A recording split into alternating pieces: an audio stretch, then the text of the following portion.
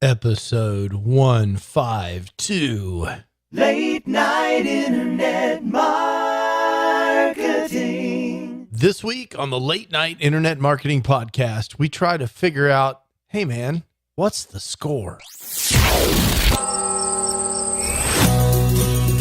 The Late Night Internet Marketing Podcast. You've been working for somebody else, but you want a business to run yourself. You want to know how to start and where to begin.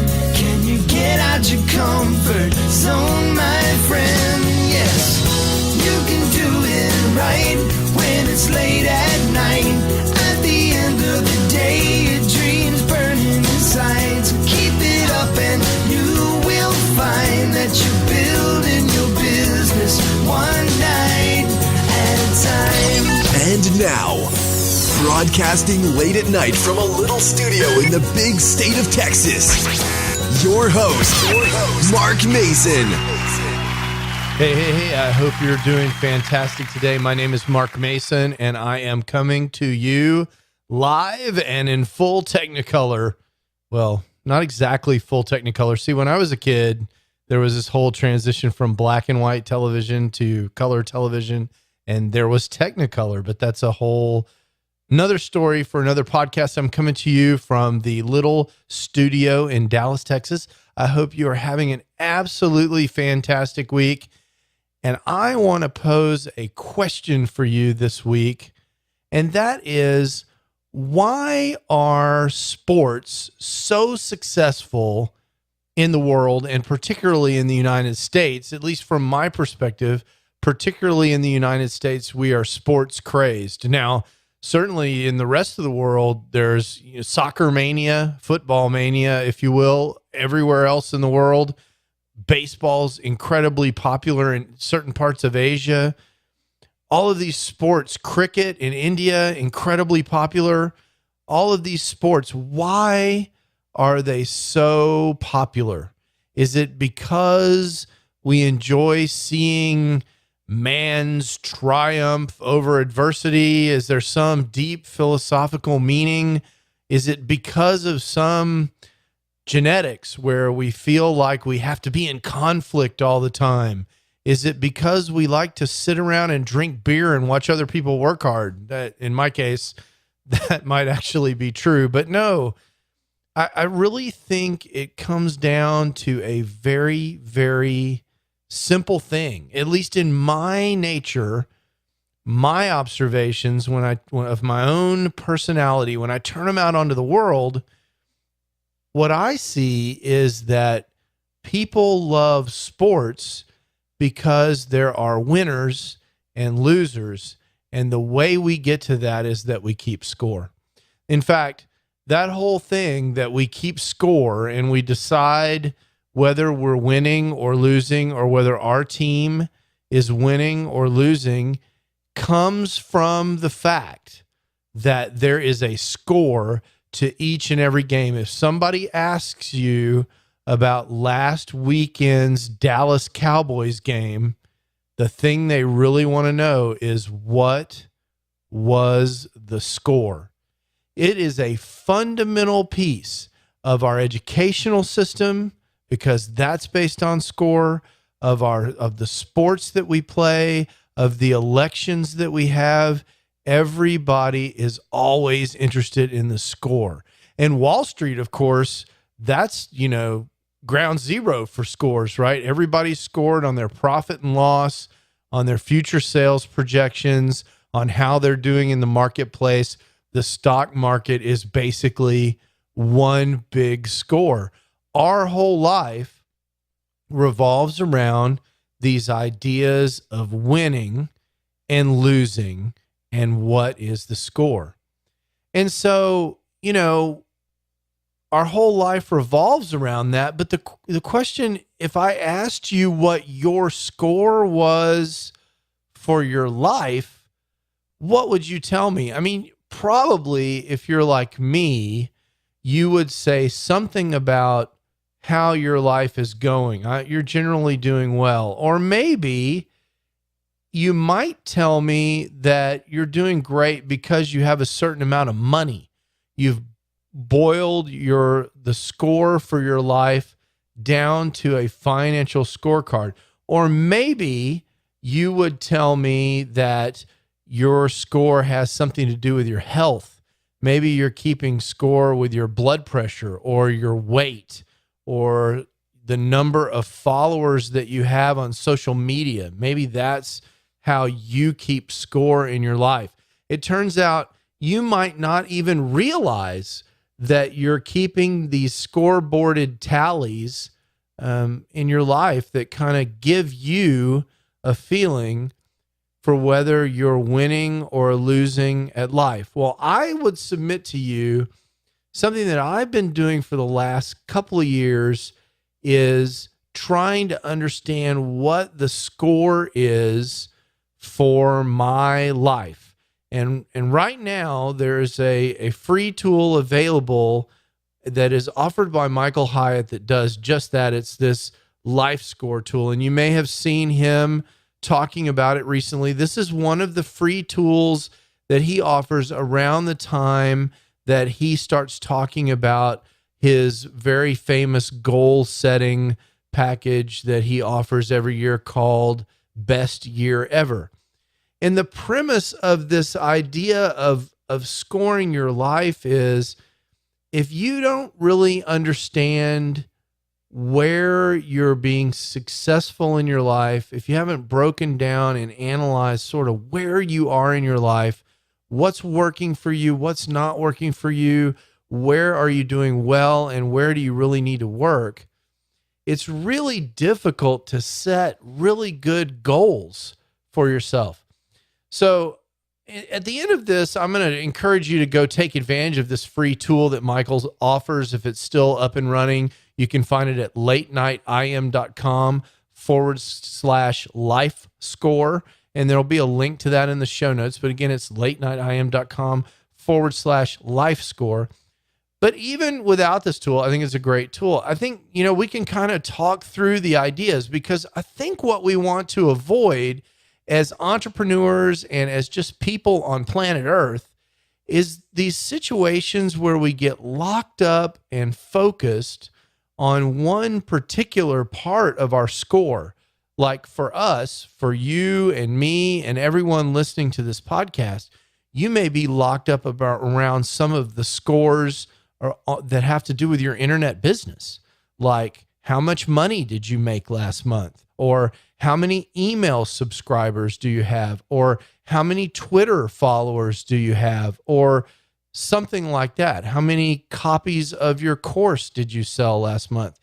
And if that's your only score, if that's the thing that you're completely focused on and obsessing over, what does that mean about some of your other scores? Like your health, your weight, the amount of sleep that you're getting, the amount of time that you're investing with your spouse, with your kids, your spiritual condition, your church, or whatever it is that you do around spirituality, your finances, those sorts of things. What is your total score? And so what Michael proposes, and I think this is a really intelligent thing, is that there are some zones in your life that you can look at and try and understand what your score is. But let's just take a few of them.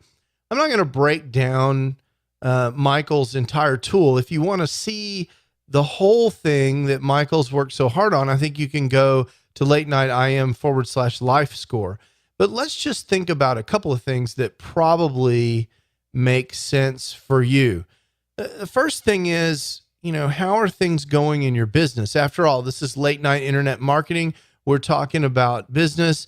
And I think, you can make an assessment of whether your business is sort of where you want it to be, nowhere near where you want it to be, or you're just over the moon and thrilled with your business.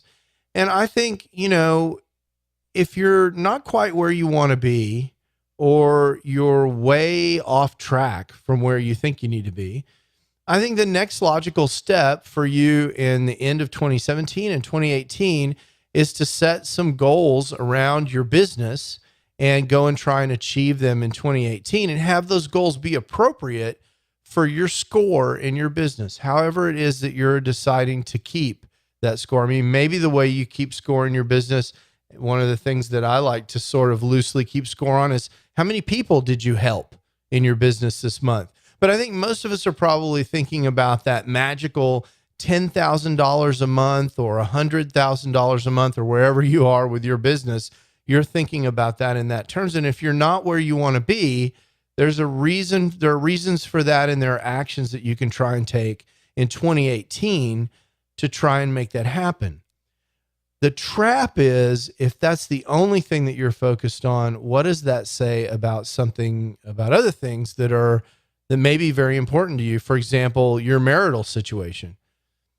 If you aren't where you want to be in your business and you start pounding, or maybe you have been pounding away at that goal with a maniacal focus, well, has that meant that you've been neglecting your marriage during that time? And if you have, how would you know that? And as far as I'm concerned, the only way to know that is try and assess whether your marriage is sort of the kind of rich marriage that you once envisioned, or if it's way exceeds your expectations and it's the most fantastic marriage you could possibly ever hope to have, and that maybe even the envy of all your other married friends, or whether your marriage is really in trouble because you haven't been paying the right amount of attention to it. Same thing goes for your health. What is your personal situation with your health? Is your weight where it needs to be? Are you getting the right amount of sleep and exercise? Or have you been ignoring those things because you're too focused, or let's not judge it. Let's not say you're too focused, that you've had your focus elsewhere. If your mental energy has not been around healthy eating and having a healthy lifestyle, maybe that score over there with your physique is not exactly where it needs to be. And then, I think there are some other things that are related. Are you growing your mind? Are you investing in yourself? As Stephen Covey would say, are you sharpening the saw? You probably have had visions of being a person that reads a certain number of books every year. Are you really getting that done? And are you growing yourself as a person in the way that you envision? Well, Michael identifies 10 of these focus areas, these kind of zones that you want to assess and try and understand, what is your score and what should you do about it? And so I want to encourage you to do a couple of things. The first thing I want you to encourage you to do is to spend some time thinking about where you are in the various domains of your life that you operate in, these spiritual domains, financial domains, the domains where you're trying to accomplish things. Are you investing in your friends? These kinds of things. How's your marriage? How are your kids? Are you spending the right amount of time with your kids and helping them grow and develop in a way that you could be proud of? Or are some of those things lacking? And try and give yourself a score there. And if you need some help doing that, again, you can find this free tool over at Michael Hyatt's blog. Again, LateNightIM/LifeScore. And not only will he give you this simple assessment, it only takes about 10 minutes to do this. He will help you interpret the results. But I think the important thing is you need to really have some context about where your life is headed, where the big picture is headed, so that when you go to set your goals for 2018, you can protect yourself against these being too myopic, looking only at this sort of one area which might be your tendency because that's the thing that you're thinking about, and neglecting some of these other important things. There's no way for you to get where you're going if you don't know where you are. You know, the first thing that you have to do when you go to try and read a map, whether it's a map or a building, my favorite one is a map in the shopping mall, is you've got to find that little red dot that says, you are here, right? You are here. And where you are is whatever your score is. And how you get from where you are to where you want to be depends entirely on where you're starting from, right? If you're too far north, then you've got to go south. If you're too far east, then you've got to go west. But if you don't know where you are, I think it's really, really hard for you to set the kind of goals that are going to leave you 3 and 4 and 5 and 10 years down the road feeling like you've really got it all together.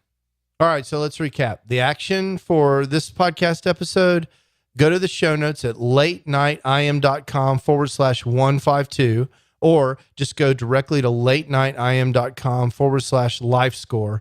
Take the assessment, spend some time thinking about where you are, and in next week's episode, we'll start talking a little bit about how you can start to form some goals that will really help you crush it in 2018. It's time for your late night tech tip. Tools, tips, and tricks for your internet business. So for a tech tip, I love these tech tips. So we don't do these nearly enough. I think we're going to bring back the tech tip because I love software and gadgets. I'm an electrical engineer. I love talking about this kind of stuff. For the tech tip, I want to talk about some blogging tools. You know, I'm not a huge, big fan of the WordPress interface for writing blog posts. It's much, much, much, much better than it used to be years ago. And it's certainly possible to run your blog by typing directly into the back end of WordPress, but that has some requirements. It requires you to be online. You have to have access to the internet. And it also requires a certain amount of stability. You can't have the web browser crash and so forth. I mean, there's all kinds of weird things that can happen when you're logged into the back end of WordPress. And like I said, it's better than it used to be, but I still am more comfortable when possible writing blog posts on my Mac, actually writing them on software that lives on my Mac and then pushing them up to WordPress. And back in the day, back in ancient times when I had a PC, there was a program that used to be available from Microsoft. I don't think it is anymore, called LiveWriter. And one of the cool things about LiveWriter was you had this Microsoft Word looking application, and you could write your blog post in this thing, and then you could hit a button and magically that blog post would be transferred to WordPress. And for years and years and years, there really hasn't been a fantastic complement for that on the Mac side. LiveWriter on the PC sort of went away, and there really wasn't an app for years and years and years on the Mac side. But now there are two really good choices, depending on the kind of application that you're looking for, that are taking hold in blogging. And I think they're really worth a try. If you're normally a person who writes in the back end of WordPress, I think you're going to want to give these applications a try. The first application is an application that I've been using for on and off for over almost a decade, called Mars Edit. At least it feels like a decade. And I mentioned Mars Edit, and the reason we're in this tech tip, the reason this came up for this tech tip is because Mars Edit just released Mars Edit 4.0. Now, this is not an inexpensive app. It's available in the Mac App Store, and it's $50, which is quite expensive for an application. But if this is the kind of thing that you need, it is so well worth it.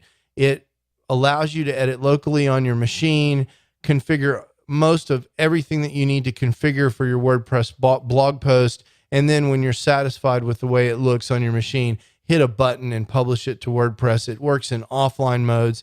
And this version 4.0, if you've looked at Mars Edit before, version 4.0 is a major, huge update. Now, the good news is My understanding is as you download this, you can use it free for a couple of weeks before you make a decision about whether or not you want to pay the $50. And that's, for some of these app stores, that's a little bit unusual and very nice that you can actually try it. So you can download it and you can use a couple of blog posts, or you can write a couple of blog posts and see if you like it. It's a really cool application, and the developer is a famous guy in the Mac community, and this is a highly regarded application by people who've been blogging in and around Macs for a decade. Mars Edit, you can find it in the App Store. There's a newcomer to this space that I think is worth looking at if you're on the Mac, and that's called Blogo. Blogo, where Mars has more of an old school traditional looking interface, Blogo has more of what I'd call a Web 2.0 looking application interface. It has some interesting capabilities. It's more of a WYSIWYG editing platform. Sort of what you see is what you get. It allows you to preview your blog post a little better and kind of see what's going on. And it has some other cool features, like it will help you find public domain or properly licensed images from inside the app and so forth. It's got some really neat features. The challenge with Blogo that may set some people off is it's very inexpensive, but it is a subscription model. I think it's $3 a month right now.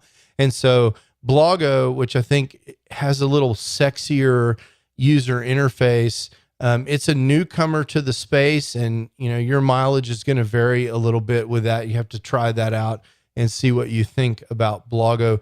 I think it also has a free and premium model, so you can download the app from the App Store. I believe it is free, and then if you want it to be fully featured, you've got to pay for the subscription. But really cool. With both of these apps, you can manage multiple blogs out of the same app. And one of the reasons I like this kind of app is because it makes it really easy to write a blog post over multiple days. If you've got some kind of daily writing habit where you're writing 300 or 500 words a day, and that's turning into these longer blog posts, it makes it a lot better for that.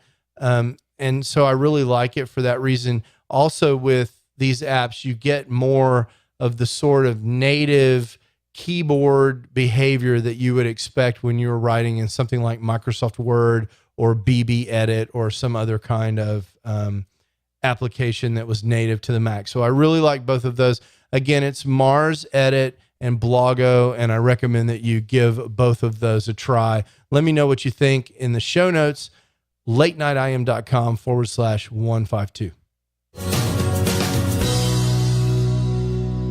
All right. Well, that's it for this episode. I want to encourage you to really take some time, even if you don't go take the LifeScore assessment, which takes 10 minutes, just take some time reflecting on your life. How are you doing? Where are you doing really well? Where are you doing not so well? I can tell you that my score, just to give you an idea, my score for this assessment has increased from something, I think it was 62. I need to go back and look, last year to 75 this year. And I attribute that to an actual focus on some of the things where I was weak last year. It's neat. The LifeScore tool gives you this sort of spider plot. For those of you that are in engineering, you'll know this term.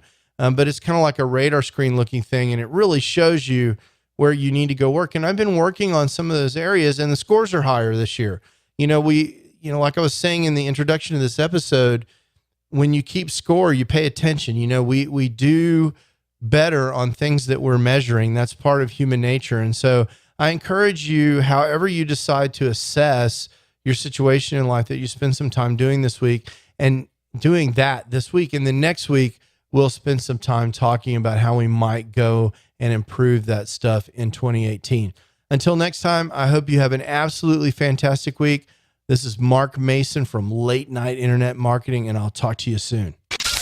You can do it right when it's late at night. You've been listening to the Late Night Internet Marketing Podcast. Be sure to visit latenightpodcast.com today to leave feedback for Mark. Download special bonus content, access the show notes, and more. See you there. Until then, go and make some great progress on your internet business. One night at a time. One night at a time.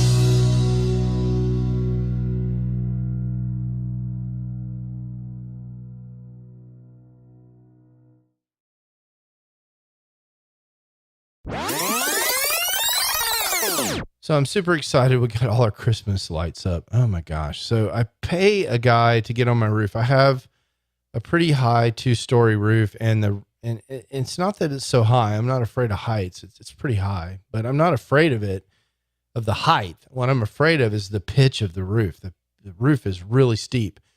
I got up there one time to try and put Christmas lights up, and I was just kind of freaked out about the whole thing. So I swore I'd never do it again. So I've got a guy who puts the lights on the house, and then I've got a blow up Santa, because, I have kids. I'm not really a fan of the blow up decoration, but my kids like it. We have a snowman. We have lights along the sidewalk in front of the house. We have some trees that are wrapped. At least the base of the tree is wrapped. And it looks cool. So I'll put a picture of that in the show notes. You can see the lights at my house. I hope that wherever you are in the world, you're celebrating whatever holiday is appropriate for your situation. If that's Christmas, Merry Christmas to you. And if that's not Christmas, that's also very cool. I just hope that you're having a happy holiday season. And we'll go through that holiday together as we start to get ready for 2018. Ciao. Late night internet marketing.